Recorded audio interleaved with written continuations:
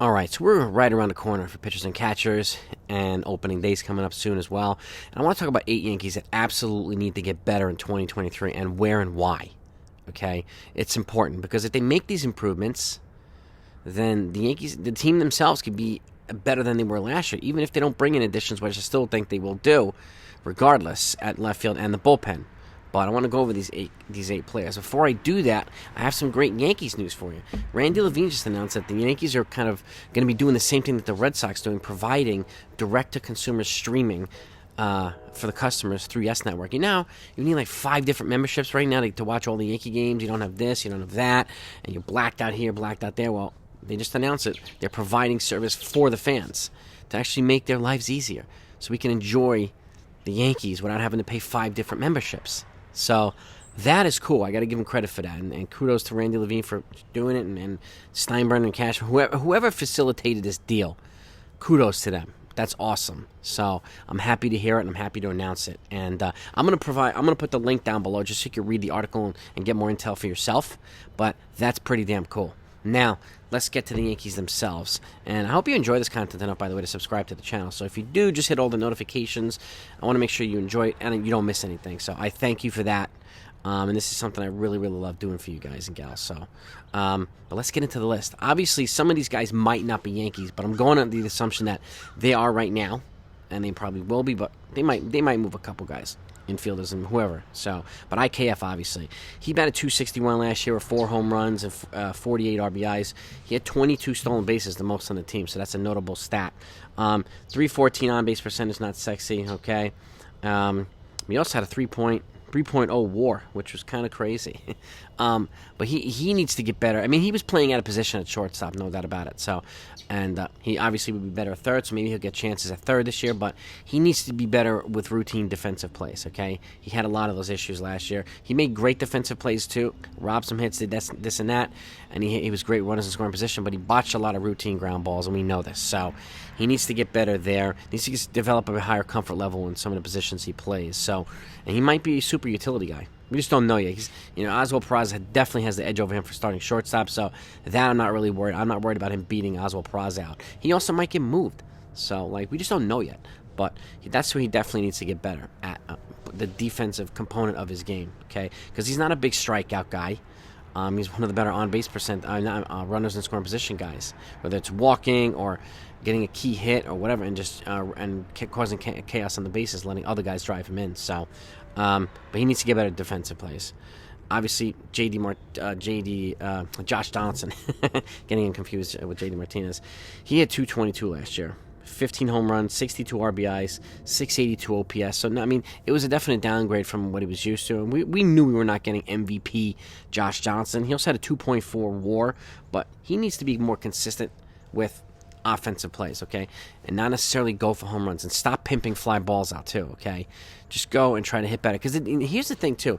If he stays, he might be motivated. Why? Because he has a $16 million option for 2024 or a $6 million buyout. Does he really want to leave $10 million on the table? So my guess is he'll be motivated to try to play better. So we may get some decent play out of him. And if we do, we may not exercise his option, but it increases his trade value. And they might be able to move him at the deadline. So I'm hoping to get a motivated Josh Donaldson if he stays. But he's definitely got to be more consistent offensively, okay? Stop striking out in big situations. Stop trying to go for the big home run, okay? We know this too. So that's what we need, I think, from Josh Donaldson. More contact, less trying to be Barry Bonds or, Vladimir Guerrero Sr. Let's stop doing that, okay? Next up is Aaron Hicks. We need him to be more focused in the games, more dialed into the games, obviously, okay? He batted .216 with 8 home runs, 40 RBIs. He had one of the worst seasons. Actually, he did have the worst season in his career. 10 stolen bases, 642 OPS, okay? And he had a 1.6 WAR. But again, we need him to lock in, stay focused offensively and defensively, and a lot less strikeouts in all different situations. So he just gets exposed by good pitching, particularly when he's batting left-handed. So that we need him to improve there. And these are obvious things for these 3 guys, right? Hicks, Donaldson, and IKF. My guess is 1 or 2 of these guys won't be Yankees by when the time the season starts. But we'll see. Next up is Gleyber Torres. He had a resurgent year, okay? 257, 24 homers, 76 RBIs. Pretty decent for the second baseman market. 761 OPS, but he did have 129 strikeouts, okay? And again, he's got to work on Start striking out less in key situations. Stop trying to go for the home run. And that's been a problem with a lot of the Yankees, rather than just like when old Yankees were, the 90s Yankees and early 2000s, when they were just relentless and they were winning a lot. You'd have guys just constantly getting on base hit, and walk, just constantly putting themselves in a position to score. And that's what we need this team to do.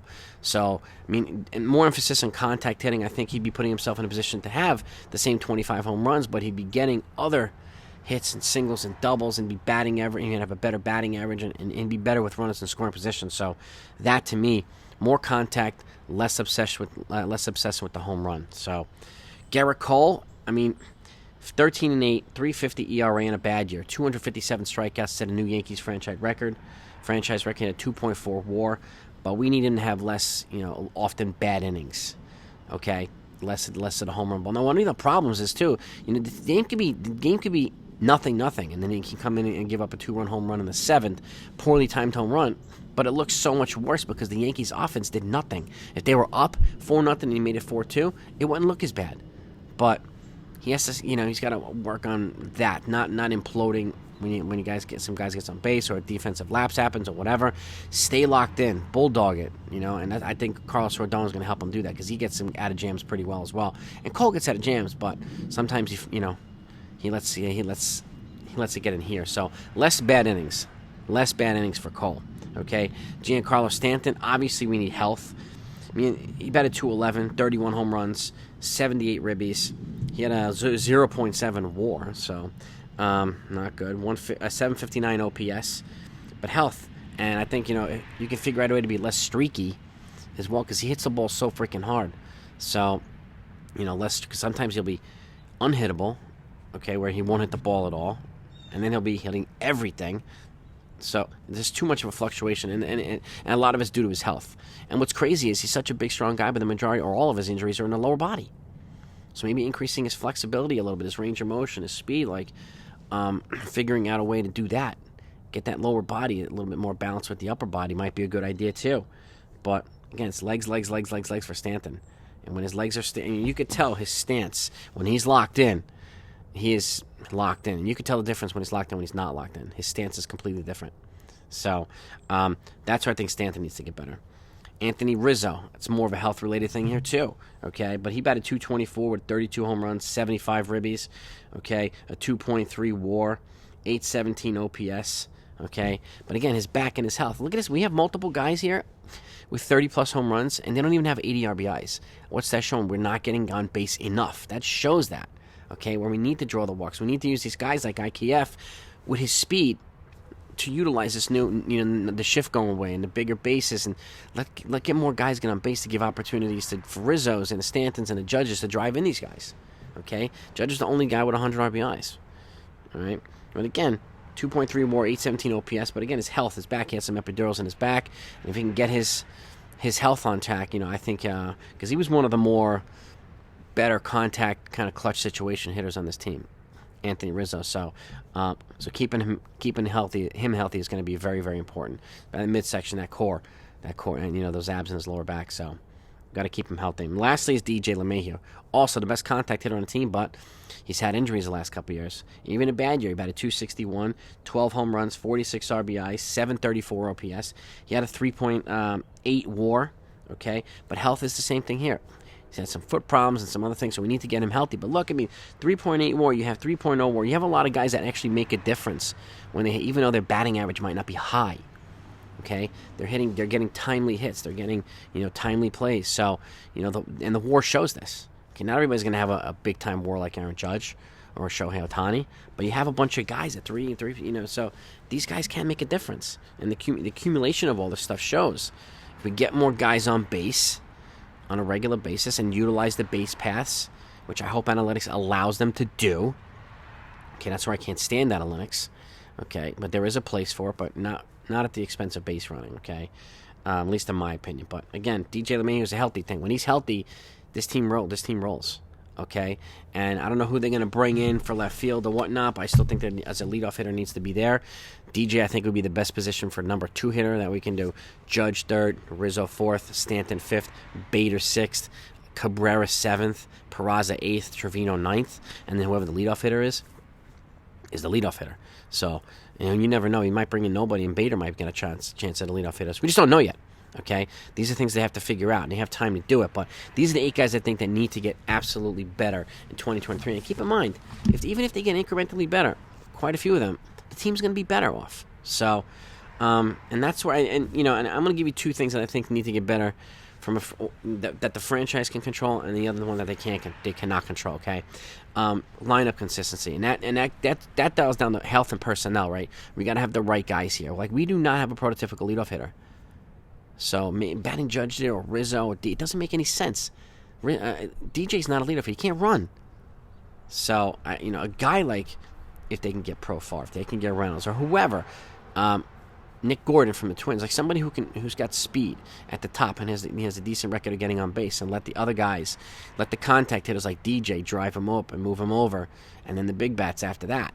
So lineup consistency would be an absolutely critical thing for these Yankees. And again, lastly, which I've been very conflicted about this, and this is completely out of their control, but robot umps might actually help some of these guys.